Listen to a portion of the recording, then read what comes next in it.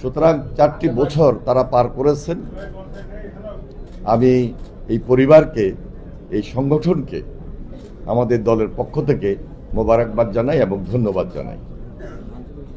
যেখানে আমাদের জাতীয় স্থায়ী কমিটির সম্মানিত সদস্য আমির খসরু মাহমুদ চৌধুরী এবং সালাউদ্দিন আহমেদ ওনারা উপস্থিত ছিলেন এবং আছেন, বক্তব্য দিয়েছেন, বক্তব্য দিবেন, সেখানে আমি আর বেশি কিছু বলবো না। তবে শুধু এটাই বলবো, নুরুল হক নূরের নেতৃত্বে বিগত আন্দোলন সংগ্রামে তার সংগঠন যেভাবে রাজপথে ছিল, বাধা ছিল, বিপত্তি ছিল, ফ্যাসিস্টের চোখরাঙানিকে উপেক্ষা করেই এখন পর্যন্ত সে আজকে এই সংগঠনের নেতৃত্ব দিয়ে যাচ্ছে। এরপরেও কিন্তু ষড়যন্ত্র থেমে নাই।